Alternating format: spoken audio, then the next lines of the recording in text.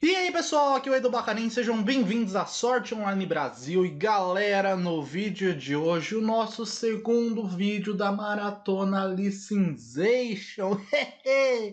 Gente, o vídeo de hoje vai repetir algumas das informações ditas no nosso vídeo anterior, só que eu já vou avisando que eu não considero que esse vídeo anula o primeiro, já que, como vocês podem ver, esse daqui não é nem um pouco curto.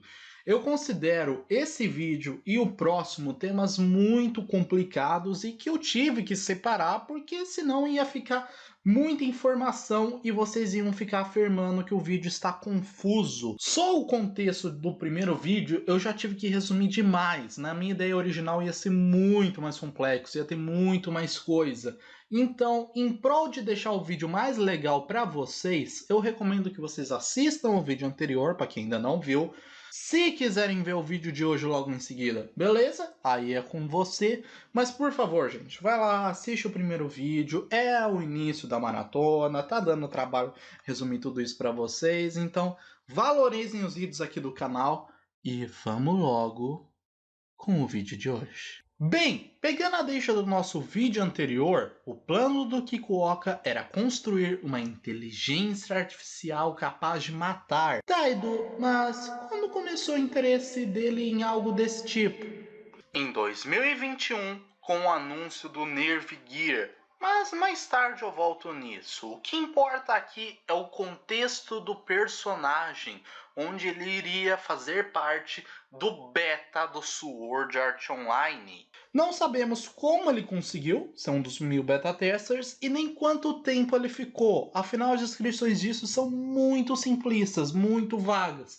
Deve ter gente que nem se lembra desse fato. Mas o que importa é que alguns meses depois nós temos o caso do Sword Art Online, onde ele não logou nas horas iniciais, o que fez ele se safar de ser outra vítima do castelo flutuante, podendo assim entrar para o Ministério de Assuntos Internos e Comunicações e a Força de Resgate de Vítimas do SAL, só esperando alguém zerar o jogo, coisa que o Kirito fez 2 anos e 1 dia depois, e ele utilizaria de sua influência para descobrir aonde Asuna estava em troca de tudo o que o Kirito sabia, conseguindo assim um forte aliado que ele ia usar sempre que pudesse. 心臓を止めるほどの感触、もしくは味、匂い、光景、音、五感情報か。実はもう一通り検証済みなんじゃないのか。エリート様連中が頭を絞った後なら今さら俺なんかの出番はないはずだぞ。いやいやいやいや。 Você está em choque? Já em Alicization, vocês podem falar conceito de guerra? Inteligência artificial capaz de matar? Tá, os episódios da Yo e o próprio filme de Original Scale já falam um pouquinho desse negócio de inteligência artificial. Mas essa parada aí do que coloca do nada falar que os armamentos do Japão estão desatualizados. Que é isso, Edu? Eu admito que realmente todo o conceito de guerra foi introduzido apenas em Alicization, coisa que eu considero apenas como a evolução do perigo da série. Mas, para vocês entenderem melhor tudo isso que eu estou falando, nós precisamos começar pelo ponto dos dois conceitos de inteligência artificial que existem na vida real. Começando pela IA top-down. Ela é uma inteligência artificial criada a partir de uma arquitetura de computador já existente, de forma que ela é programada para agir de uma determinada maneira em resposta a um estímulo muito específico. Entendam que essas respostas que essa IA tem para as situações são sempre planejadas de forma que, se não haver um trigger, nada vai acontecer. Seria tipo você tentar iniciar uma quest num jogo sem falar com o NPC que dá início a ela, sem fazer o evento que começa ela. Não adianta. Nada vai acontecer. Você precisa estimular a resposta que você está querendo. Em contrapartida, a bottom-up, ela funciona de uma forma completamente oposta. Acho que dá para dizer que enquanto a top-down já nasce sabendo que a resposta de A é B, a bottom-up teria na memória quando e como ela aprendeu que a resposta de A é B.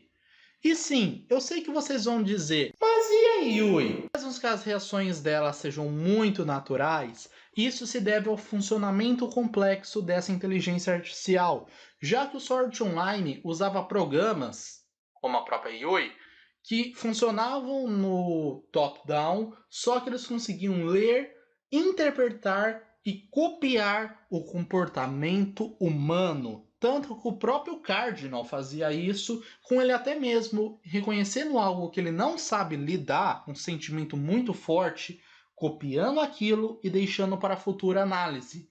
O que é basicamente o final do 6º episódio da primeira temporada. Voltando agora a Yui, ainda houve momentos que, por causa dessa mecânica dela de copiar ações humanas, ela não entendeu por completo o que elas querem dizer. Como, por exemplo, tanto em Fairdance como Alicization, vemos ela bocejando. Só que a definição dela sobre isso é o que os humanos fazem durante suas reinicializações.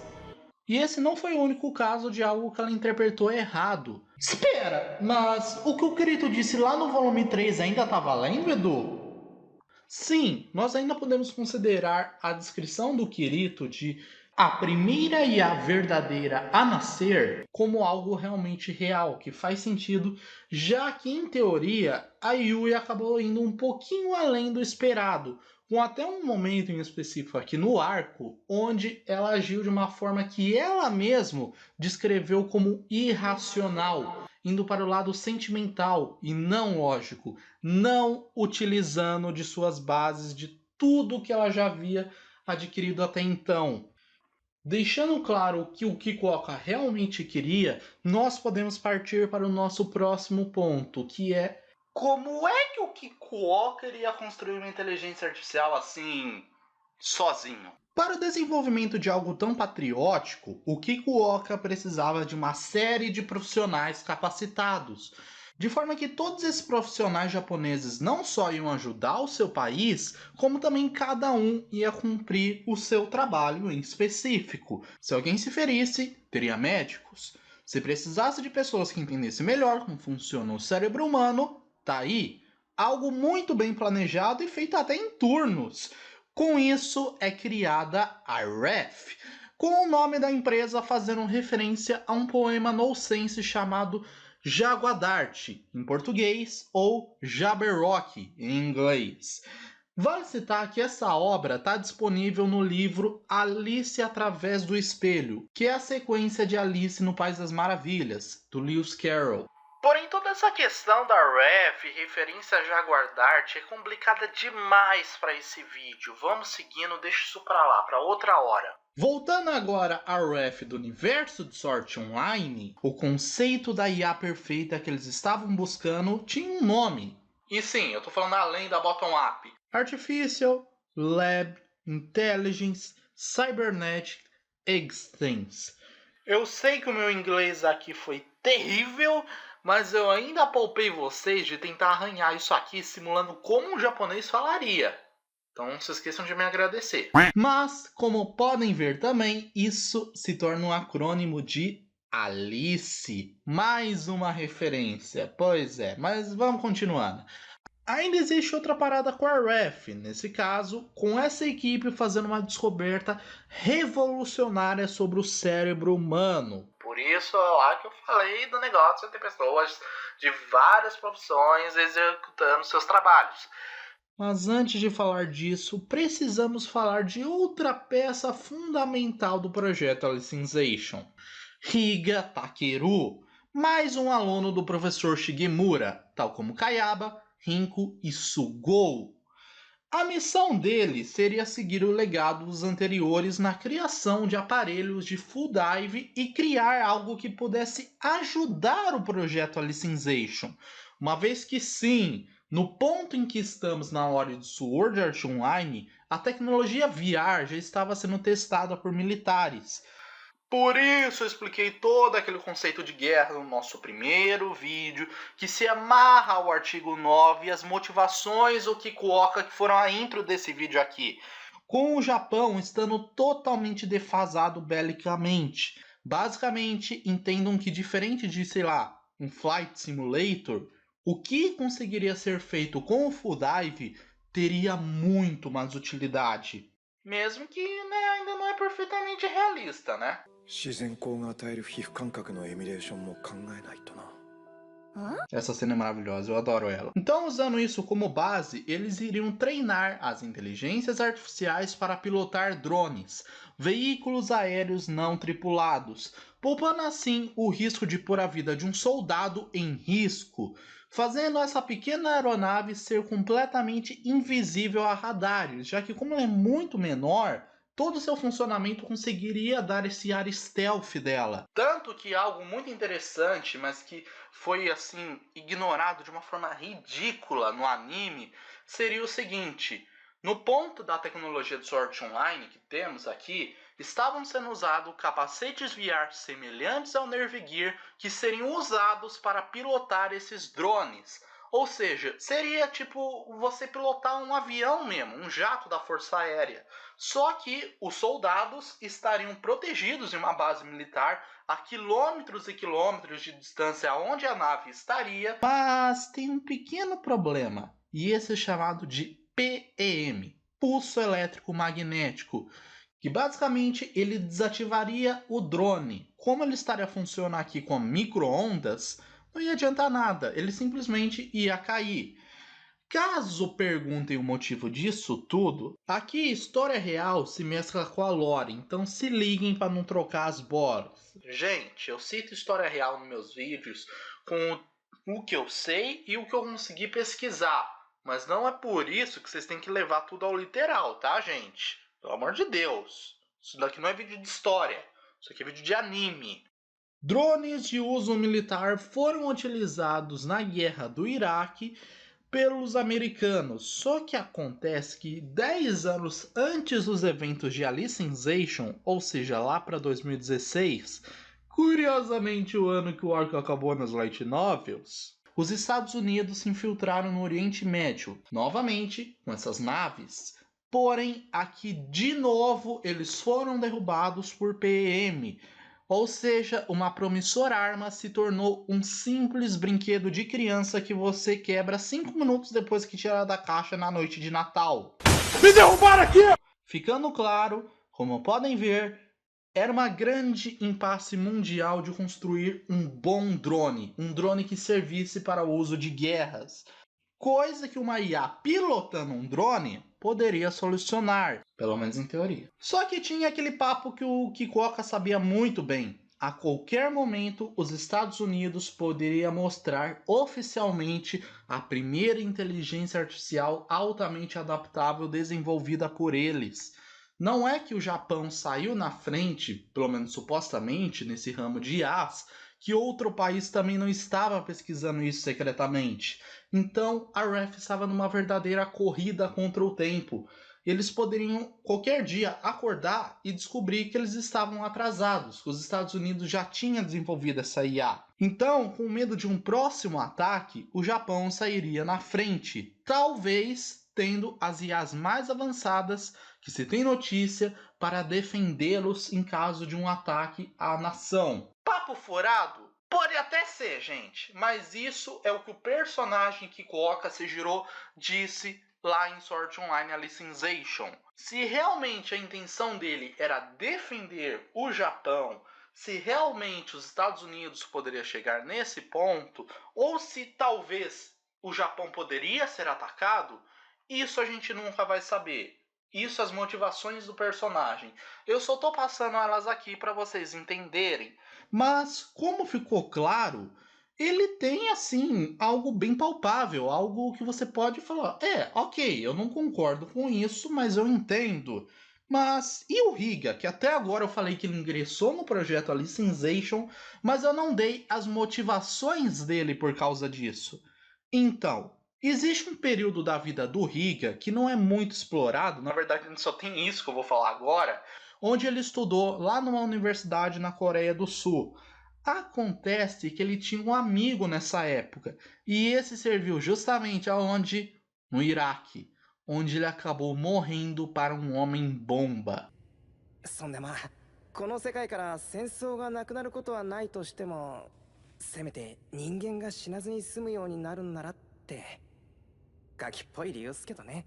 Ou seja, de novo, aquele sentimento citado antes de as vidas perdidas em guerras que existe na vida real e que a Alicization bebe dessa fonte. Por isso que eu dei tanto destaque nisso, porque faz diferença, gente. Não é só algo que eu falei assim por ser fã de história. Realmente tem essa parada e é por isso que eles estão desenvolvendo inteligências artificiais para substituir soldados em guerras. Com isso ficando claro, vem a pergunta: aonde que a REF ficaria? Afinal, por tudo o que eu disse, o projeto Alicization quebra o artigo 9. Para defender o artigo 9, que seria o Japão ter tecnologias apenas de defesa e defesa moderada, o Kikuoka tá quebrando o artigo 9 para cumprir o artigo 9? Então, de fato, se os Estados Unidos descobrissem algo desse tipo, ia dar merda. Então foi aí que o Kikuoka viu que ele não poderia fazer as pesquisas do projeto Alicization em uma base militar qualquer. Então, duas bases foram criadas. A primeira era um escritório que ficava no bairro de Hongpong, que, para quem não sabe, é um bairro lá do Japão. A minha pronúncia é horrorosa, mas vocês entenderam. Só que fique bem claro que isso daqui serve apenas como uma mera fachada. Tanto que foi para lá que o Kirito foi fazer os testes dele, que eu vou explicar lá no meu próximo vídeo. Enfim, seguindo. Eles faziam realmente as suas pesquisas, os seus progressos, na segunda base. Essa que é conhecida como Ocean Turtle. E ela fica a cerca de 250 km de Tóquio, lá no Oceano Pacífico. No caso, essa base tinha esse nome devido ao seu formato de uma grande pirâmide negra de 4 lados, com bordas de uma proporção 2:3. Porém, dependendo do lado que você olha para ela, ela parece uma tartaruga. E de outro lado, um porco. Vale citar que esse nome também acaba sendo uma referência à obra do Lewis Carroll. Mas eu explico isso outra hora. O que importa aqui é que ela usa painéis solares, mas esses mal suprem 10% da capacidade de energia necessária. A real fonte de energia deles vem de um reator nuclear de água pressurizada. E eu já avisei que vai dar merda isso. E com isso tudo em mente, a REF poderia finalmente iniciar as suas pesquisas, mas tinha um pequeno problema. A Bottom Up, a Alice, a Alice ou o que você quiser chamar, era a chave para o que eles queriam, mas desenvolver ela do nada não seria simples, já que até agora ela não havia sido desenvolvida, apenas teorizada. Como eu mesmo disse antes, a Top-Down usa apenas uma base de computador já existente, enquanto essa não. Eles teriam que criar isso tudo do zero, sendo que até então era apenas uma teoria. E eu digo era porque eles partiram do ponto mais óbvio, que seria basear a construção dessa IA no cérebro humano, porque dessa forma a IA conseguiria ser uma perfeita réplica de um cérebro, com isso tendo a tal capacidade de adaptação. Então nessa eles chegam no conceito de Fluctilight. No caso, se a REF conseguisse de alguma forma acessar o Fluctilight e fizesse uma cópia dele, eles teriam conseguido clonar um ser humano.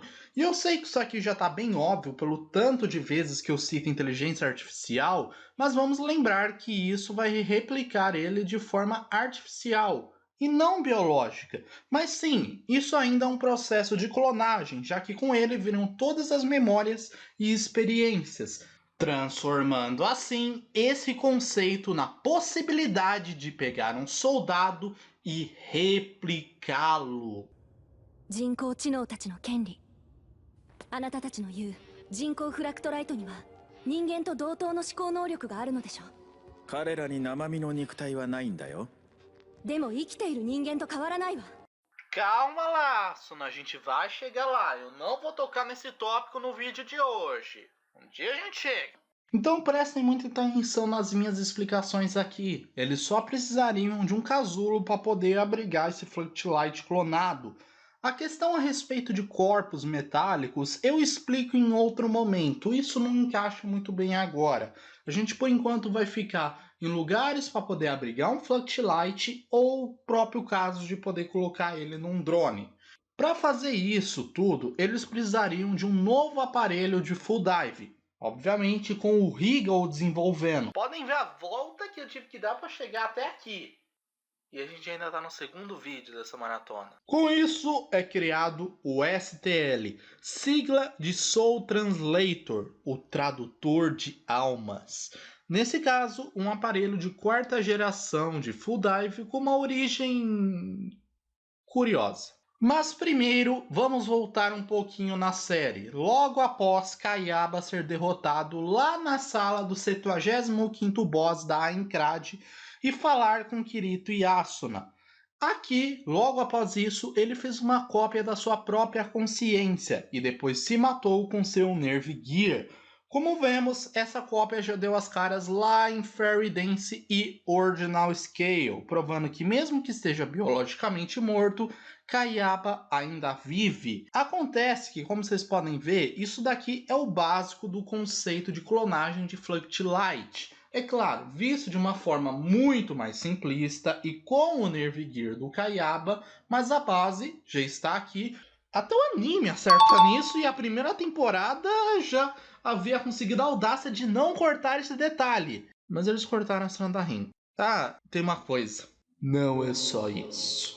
Acontece que enquanto o Sword Online ainda estava rolando, o Nerve Gear do Kayaba foi usado por Kojiro Rinko como uma base para a criação do Magic Bolt, um aparelho que usa o Full Dive, mas que serve para fins medicinais. E sim, foi ele que fora utilizado pela Yuki. E mesmo que ele seja um aparelho de grande potencial, a Yuki acabou morrendo, já que a intenção dele não era tratar a pessoa, não era curá-la, e sim dar uma boa condição de vida para ela, uma vez que dentro de um ambiente virtual, ela não sentiria as dores ou os efeitos das medicações fortes, podendo ao menos ter um pouco de paz nos seus últimos dias, já que ele só ia ser utilizado em pacientes terminais. E tenha em mente que eu estou dando atenção para tudo isso devido a ele ter sido uma base para o Riga desenvolver a sua própria versão de um aparelho VR Full Dive com usos não relacionados a jogos.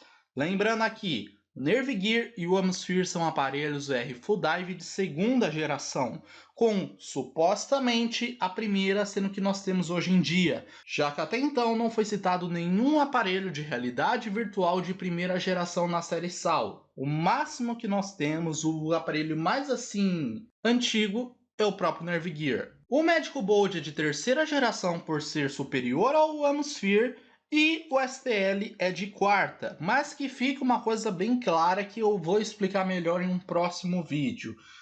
O Magic Bolt é uma coisa e o STL é outra, porque como vocês podem ver, eu dei toda essa definição de Fluctilight, coisa que o Magic Bolt não fazia, ele não acessava o Fluctilight da pessoa, ele ainda funcionava no esquema de ativar os seus 5 sentidos. Então, com isso, o STL está muito à frente do Magic Bolt. Mas melhor do que falar, eu acho que eu tenho que explicar, já que como exatamente o STL conseguia ler e sobrescrever o Fluctilight.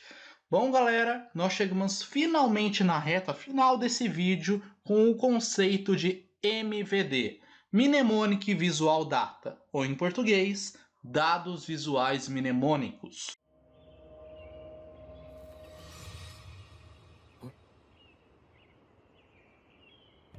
3D オブジェクトにしちゃリアルすぎる。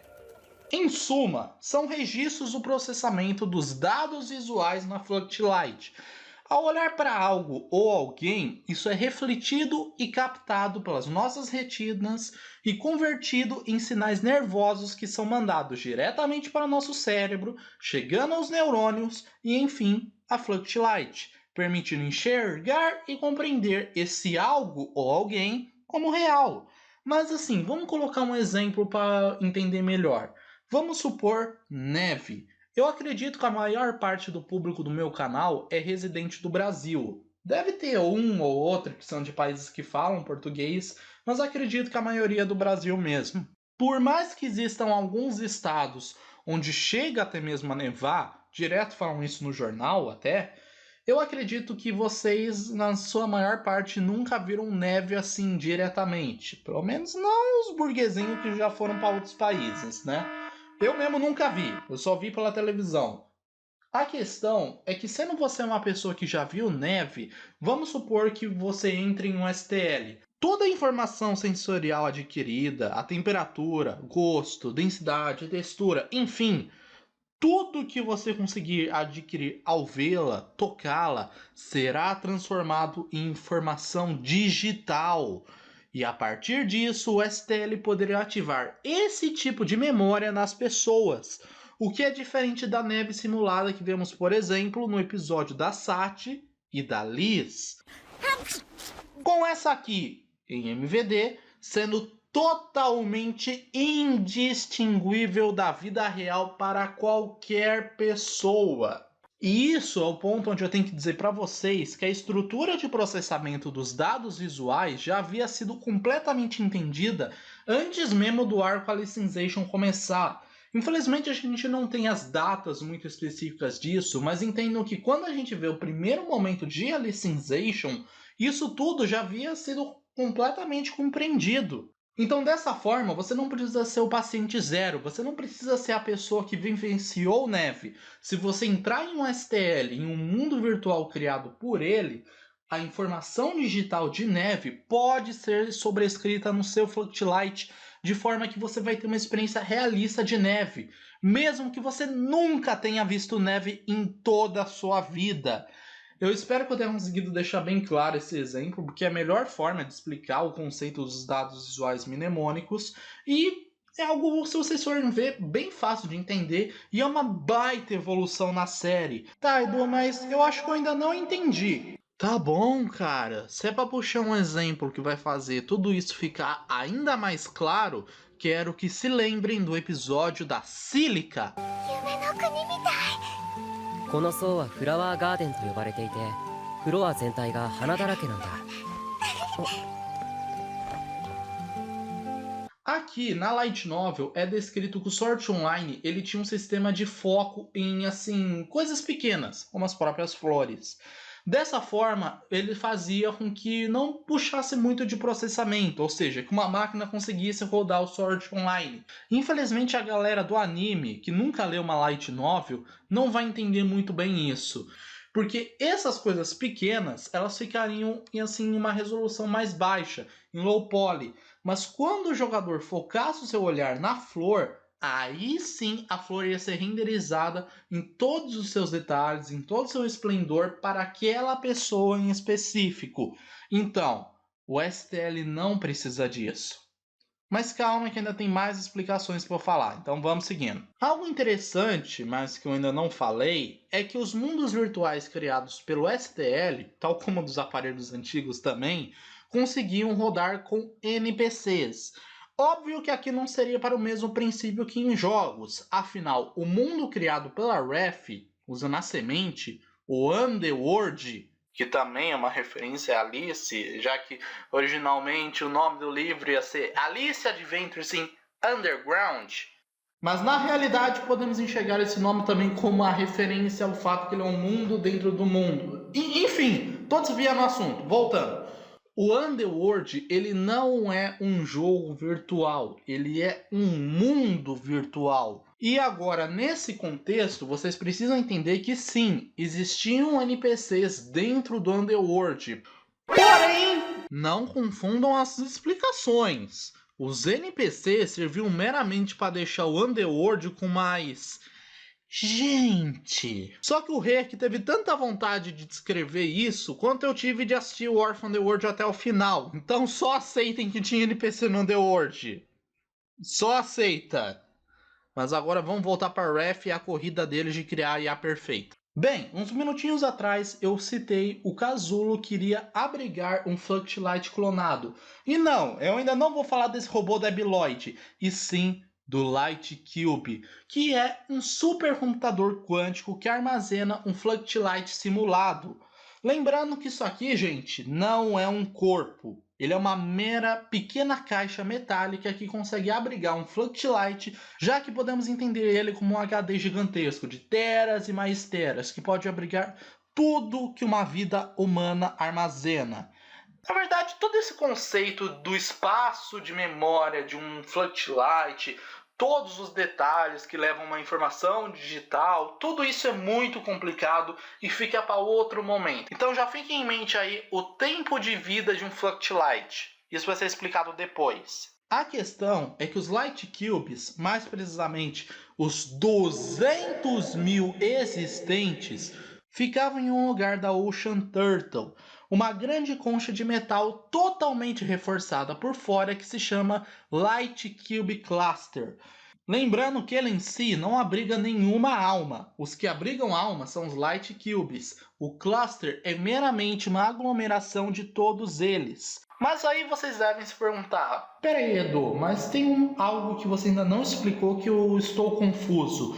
O que aconteceria se a Ref precisasse de um Light Cube em específico? Se, por exemplo, algum deles já tivesse atingido um nível de desenvolvimento especial e precisasse ser ou analisado, apagado ou até mesmo colocado dentro de um drone?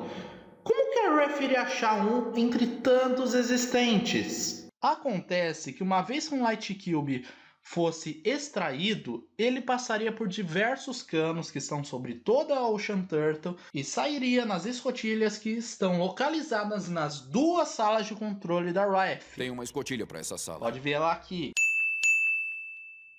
E com isso ele poderia ser inserido de volta em um ambiente virtual criado pela Hatch, em um jogo, mantido em alguma arquitetura que conseguisse rodar ele, ou até mesmo em um corpo artificial. E para provar que vocês ainda estão vendo esse vídeo e que vocês ainda estão conseguindo entender alguma coisa, deixem aí nos comentários o emoji robô.